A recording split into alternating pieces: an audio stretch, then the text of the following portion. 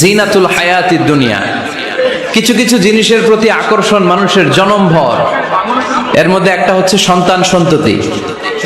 আল্লাহ সূরাত আলে ইমরানের 14 নম্বর আয়াতে বলেছেন, যুইগিনা লিন-নাসি হুব্বুশ শাহাওয়াতি মিনান নিসা ওয়াল বানিন ওয়াল কানাতিরিল মুকানতারাতি মিনাজ যাহাবি ওয়াল ফিদ্দা ওয়াল খাইলিল মুসাওয়ামাতি ওয়াল আনআমি ওয়াল হারস যালিকা মাতাউল হায়াতিদ দুনিয়া ওয়াল্লাহু ইনদাহু হুসনুল মাআব।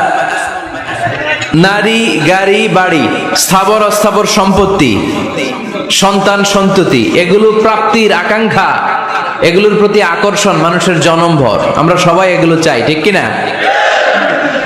এর মধ্যে সবচেয়ে গুরুত্বপূর্ণ একটা হচ্ছে সন্তান সন্ততি। দেয় কে? জোরে বলতে হবে, কে দেয়? চাইতে হবে কার কাছে? নাকি মাজারে, নাকি দরগায়? একজন সন্তান দিতে পারে, চিল্লায় বলতে হবে তিনি কে? অনেকে বলে মাজারে মানত না করলে নাকি সন্তান পাওয়া যায় না। মাজারে যদি মানত করা না হয় তাহলে নাকি সন্তান পাওয়া যায় না। এটা একটা ভুয়া কথা, তাই না? মাজারে মানত না করলে সন্তান যদি না হইতো, বাচ্চা যদি না হয়, গরুর যে বাচ্চা হয়, গরু কোন মাজারে মানত করছে বলেন? মাজারের বিরুদ্ধে আমাদের অবস্থান নয়। মাজার হচ্ছে মাকানু জিয়ারা, যেখানে মানুষ জিয়ারত করে, ভিজিটিং প্লেস। আসলে শব্দটা হবে মাকবার, মানে কবর। কারো কবরে যাওয়া, জিয়ারত করা, এটা সুন্নাহ। কবর দেখলে আমরা সালাম দেই, ঠিক কিনা? এটা সুন্নাহ। তবে কবরে শুয়ে থাকা ব্যক্তির কাছে চাওয়া যায় না। চাওয়া যায়? ইদা সাআলতা ফাসআলিল্লাহ, যখন চাইবে কার কাছে চাইবে? ওয়া ইদা ইসতাআনতা ফাসতাইন বিল্লাহ, সাহায্যের হাত যদি পাতো কার কাছে পাতবো? ওনার ভান্ডারে কমতি আছে, ঘাটতি আছে? আমাদের যার যা লাগবে সবও যদি উনি দিয়ে দেয়, ওনার কমতি পড়বে নাকি? সুবহানাল্লাহ পড়েন। এজন্য মাজারে মানত না করলে সন্তান পাওয়া যায় না, এটা ভুয়া কথা, তাই না? তাহলে ছাগলের বাচ্চা হয় কেমনে? গরুর বাচ্চা হয় কি করে? এরা তো কোথাও মানত করে না। তাহলে বুঝা গেল সন্তান দেওয়ার মালিক কে? এটা অনেক বড় নেয়ামত। আমরা অনেক সময় বুঝি না, আমরা অনেক সময় খেয়াল করি না। এটা অনেক বড় নেয়ামত। যার সন্তান নাই সে জানে সন্তান না থাকার কি জ্বালা। এরকম নিঃসন্তান কিছু ভাইয়েরা আমাদের এলাকায় আছে না নাই? আছে। তারাই জানে কি জ্বালা। তো এই সন্তানকে কোরআন কোথাও বলেছে জিনা, সৌন্দর্য, কোথাও কি বলেছে? উত্তর দিতে হবে। কোথাও কি বলেছে? জিনা। আল মাল ওয়াল বানুনা জিনাতুল হায়াতিদ দুনিয়া। সন্তান আর সম্পদ এটা দুনিয়ার জীবনের সৌন্দর্য।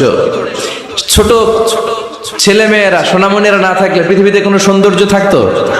স্বামী স্ত্রীর ভালোবাসা কয় বছর? রং ধরা যৌবন, জং ধরে শেষ। 1-2 বছর পরে আর আগের ওই মাতলামিটা থাকে না, ওই ভালোবাসাটা থাকে না। এরপরে ভালোবাসাটা হয় ছেলে মেয়েদের কারণে, ঠিক কিনা? ঘরে গেলে আব্বু আব্বু ডাকে, আম্মা আম্মু ডাকে, ছোটাছুটি করে, দৌড়াদৌড়ি করে, কান্নাকাটি করে, রাগ করে বসে থাকে, রাগ ভাঙাতে হয়। এটাই মজা, ঠিক কিনা? এজন্য আল্লাহ বলেছেন জিনাতুল হায়াতিদ দুনিয়া। ছেলে মেয়েরা, সন্তান সন্ততি হচ্ছে দুনিয়ার জীবনের সম্পদ, দুনিয়ার জীবনের সৌন্দর্য। এক আয়াতে বললেন জিনা, আবার আরেক আয়াতে বললেন ফিতনা।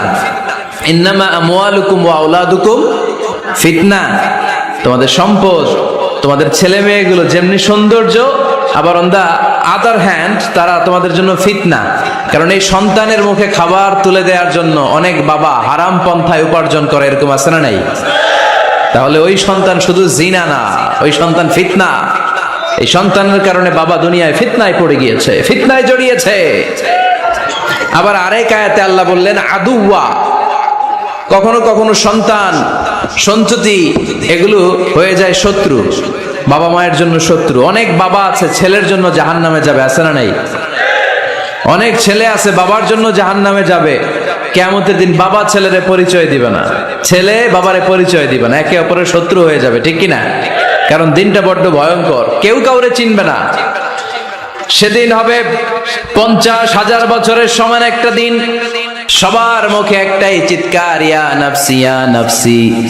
আকাশের জলজলে সূর্যটা অনেক দূরে, তারপরেও তাকাতে কত সমস্যা হয়। অনেকে এইভাবে আছেন, সেই সূর্যটা, তেজদীপ্ত সূর্যটা কিয়ামতের মাঠে মাথার একেবারে কাছাকাছি চলে আসবে। সূর্যের প্রচন্ড তাপে মাথার মগজগুলো গলে গলে নাকের ছিদ্র আর কানের ছিদ্র দিয়ে বেয়ে বেয়ে পড়বে। হুফাতান উরাতান মুশাতান গুরলা, পায়ে দেওয়ার মতো কারো জুতা থাকবে না। আজকে যে বাটা জুতা পরে আসছেন, অ্যাপেক্সের জুতা, কিয়ামতের দিন জুতা থাকবে পায়ে? গায়ে জামা থাকবে না। Everyone will stand up as naked. There is no dress, no costume, no garment in their body. দেহে কোনো পোশাক নাই, পেটে খাবার নাই, পায়ে জুতা নাই, সূর্যটা মাথার কাছে, তৃষ্ণায় জিহ্বাটা বের হয়ে নাভি পর্যন্ত ঝুলতে থাকবে। সবাই বলবে আল্লাহ আমারে বাঁচাও, আমারে বাঁচাও। ওই দিন বাবা ছেলেরে চিনবে না, ছেলে বাবারে চিনবে না। অনেক বাবা ছেলের কারণে জাহান্নামী হবে, অনেক ছেলে বাবার কারণে জাহান্নামী হবে। তাহলে তখন বাবা ছেলের শত্রু হয়ে যাবে, ঠিক কিনা? তাহলে কোরআন সাধারণত বলল কিছু কিছু জিনিসের প্রতি মানুষের আকাঙ্ক্ষা জনমভর, এর মধ্যে অন্যতম হলো সন্তান সন্ততি। এই সন্তান কখনো হয়ে যায় জিনা মানে সৌন্দর্য, আবার এই সন্তান কখনো হয়ে যায় ফিতনা মানে পরীক্ষা, আবার এই সন্তান কখনো হয়ে যায় আদুয়া মানে শত্রু, ঠিক কিনা? আমাদের সন্তানরা যেন আমাদের জন্য পরীক্ষাও না হয়, শত্রুও না হয়। আমাদের সন্তান যেন আমাদের চক্ষু শীতলের কারণ হয়, ঠিক কিনা? এজন্য আল্লাহ মুমিনদেরকে শিখিয়ে দিয়েছে, দোয়া করো, আল্লাহর কাছে চাও যে আল্লাহ আমাকে এমন সন্তান দেন, আমাকে এমন স্ত্রী দেন যাদের দিকে তাকালে আমার চোখ জুড়িয়ে যাবে। আল্লাহ বললেন তোমরা আমার কাছে চাও আর পর রব্বানা হাব লানা মিন আজওয়াজিনা ওয়া যুররিয়াতিনা কুররাতা আ'য়ুন ওয়াজআলনা লিল মুত্তাকিনা ইমামা। ও আমাদের রব, আমাদেরকে এমন স্ত্রী দান করেন, এমন সন্তান দান করেন যে স্ত্রীদের দিকে তাকালে, যেই সন্তানের দিকে তাকালে আমাদের হৃদয়টারে জুড়িয়ে দিবে কে? এরকম স্ত্রী, এরকম সন্তান আমরা চাই কি চাই না? ঘরে ঢুকার পরে স্ত্রীর দিকে তাকালে কলিজা ঠান্ডা হয়ে যায়, সন্তানের দিকে তাকালে হৃদয়টা জুড়িয়ে যায়। এরকম সন্তান আমরা চাই না? কথা বলতে হবে, চাই কি চাই না? এরকম সন্তান কেমন করে আপনারা গঠন করবেন, কেমন করে সন্তানকে মানুষের মতো মানুষ বানাতে হয়, এ নিয়ে কিছু কথা আজকে আমরা শুনবো। মনোযোগ আছে? কষ্ট হচ্ছে না তো? আমি যতক্ষণ খুব জরুরি ওয়াজ, কি করে ফ্যামিলি ঠিক করবেন, কি করে দাম্পত্য জীবনটাকে সুখময় করবেন, কি করে সমাজটাকে ভারসাম্যপূর্ণ করবেন, কি করে ছেলে মেয়েদেরকে মানুষের মতো মানুষ করবেন, এগুলো জানার দরকার আছে না নাই? এর কারণ আমি প্রায় বলি, খেয়াল করে শুনেন, খুব জরুরি কথা, এদিক সেদিক তাকানো যাবে না, সময় কম। আমার দিকে তাকান, আমার দিকে তাকান। এই পৃথিবীতে গরুর পেট থেকে যেটা বেরোয় এটা গরু হয়ে যায়, ছাগলের পেট থেকে বেরোলেই ছাগল হয়ে যায়, মুরগির পেট থেকে বেরোলেই মুরগি হয়ে যায়, কিন্তু মানুষের পেট থেকে বেরোলেই ওটা মানুষ হয়ে যায় না, ওটা মানুষ করতে হয়, মানুষ বানাতে হয়, ঠিক কিনা? খালি চোখে আপনি যা দেখেন সব কিন্তু মানুষ না, এগুলো জনসংখ্যা। এগুলো কি? বাড়ছে জনসংখ্যা, কমছে মানুষ। এজন্য আমরা আমাদের ছেলে মেয়েদেরকে মানুষের মতো মানুষ বানাতে চাই, ইনশাআল্লাহ। পড়েন এখন কিভাবে মানুষের মতো মানুষ বানাবো? অনেক মা বাবা ছেলে মেয়েদেরকে নিয়ে উদ্বিগ্ন, আমাদের কাছে আসে, হুজুর কি করব ছেলেটারে নিয়ে, কোন প্রতিষ্ঠানে দিব, কিভাবে মানুষ করব হুজুর একটু বলে দেন। এরকম উদ্বিগ্ন অভিভাবক আছে না নাই? সব বাবা মাই চায় ছেলে মেয়েদের উজ্জ্বল ভবিষ্যৎ। কোন বাবা মা চায় তার ছেলেটা টেন্ডারবাজ হোক? উত্তর দেন। কোন বাবা চায় তার ছেলেটা চাঁদাবাজ হোক, তার ছেলেটা ধর্ষক হোক, এসিড নিক্ষেপকারী হোক? না, চায় না। সব বাবা মাই চায় তাদের ছেলে মেয়ে মানুষের মতো মানুষ হোক। আজকের এই চমৎকার দুপুরে, চমৎকার অপরাহ্নে আমরা জানার চেষ্টা করব কেমন করে ছেলে মেয়েদেরকে মানুষের মতো মানুষ বানাবো। অনেকগুলো পয়েন্টস আপনাদের সাথে শেয়ার করব। বাবা মায়েরা, বাবারা এখানে আছেন, মায়েরা আছেন মহিলা প্যান্ডেলে, সবাই খেয়াল করে শুনেন কিভাবে ছেলে মেয়েদেরকে মানুষ করবেন। ভালো ছেলে মেয়ে পাওয়ার প্রথম পদ্ধতি হচ্ছে, বাবার দায়িত্ব হচ্ছে ছেলে মেয়েদের জন্য ভালো মায়ের ব্যবস্থা করবে। কিসের ব্যবস্থা? কারণ মা হচ্ছে production house, kind of factory. Factory যদি ভালো হয়, ওটা থেকে যে প্রোডাক্ট বেরোবে ওইটাও ভালো হবে, ঠিক কিনা? বাপ ভালো তার বেটা ভালো তাই, মা ভালো তার ঝি, গাই ভালো তার দুধ ভালো রে, দুধ ভালো তার ঘি, তাই না? বাবা ভালো তো ছেলে ভালো, মা ভালো তো মেয়ে ভালো, গাই ভালো তো দুধ ভালো, দুধ ভালো তো ঘি ভালো। তো এই জন্য আমি প্রায় বলি, আমার মায়েদের, আমাদের বোনদের পেটটা এটা খনি, তেলের খনি, গ্যাসের খনি, স্বর্ণের খনি, পেট্রোলিয়ামের খনির চাইতো দামি খনি। কারণ এই পেটগুলোই ধারণ করেছে পৃথিবীর বড় বড় অলিদেরকে। এই নারীদের পেটগুলোই ধারণ করেছে নবীদেরকে। নাকি নবীরা হুট করে আকাশ থেকে পড়ছেন? নারীদের পেট থেকে আসছে, ঠিক কিনা? এটা যেমন সত্য, আবার পৃথিবীর সব টেন্ডারবাজ, চাঁদাবাজ গুলো এসেছে নারীদের পেট থেকে। So the decision is years.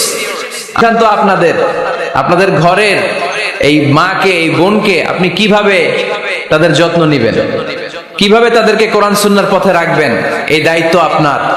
এজন্য প্রত্যেকটা বাবার দায়িত্ব।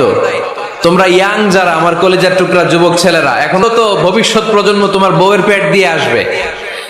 So when you choose your life partner, you don't choose your life partner only. At the same time, you are choosing the mother of your upcoming sons and daughters. এজন্য প্রথম দায়িত্ব হচ্ছে ছেলে মেয়েদের জন্য ভালো মায়ের ব্যবস্থা করা। ওমরে ফারুক রাদিয়াল্লাহু তাআলা আনহু যখন খলিফা, এক বাবা এসে বিচার দিল, খলিফাতুল মুমিনিন, আমিরুল মুমিনিন, আমার ছেলে আমার কথা শোনে না, বেয়াদবি করে। ওমরে ফারুক ডাকলেন, তুমি তোমার বাবার সাথে বেয়াদবি করো, এটা তো কবিরা গুনাহ, তুমি তো জাহান্নামে যাবে এরকম করলে।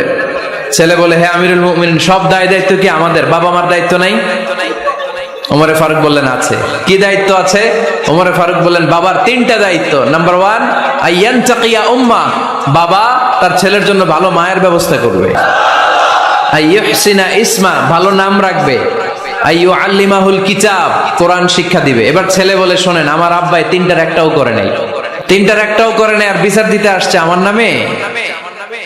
আমার মা হচ্ছে এক জাঞ্জি, নর্তকী নারী, এক অগ্নি উপাসকের কাছে ছিল, আদব, আখলাক, ভদ্রতা, সভ্যতা কিচ্ছু জানে না। আমার মা আমার জীবনে কিছুই ভালো কিছু শিখায় নাই। নাম্বার 2, আমার নাম রাখছে সাম্মানি জুলা, ইয়ানি খানফাসা, আমার নাম রাখছে সামসিকা। নাম কি? এটা একটা নাম হইল?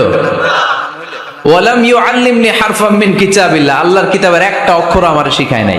ওমর ফারুক এবার রেগে গেলেন, বাবার ঘাড়ে ধরলেন, তুই বেটা বিচার দিতে আসছিস ছেলেরে নিয়ে, এখন তোর বিচার হবে আগে।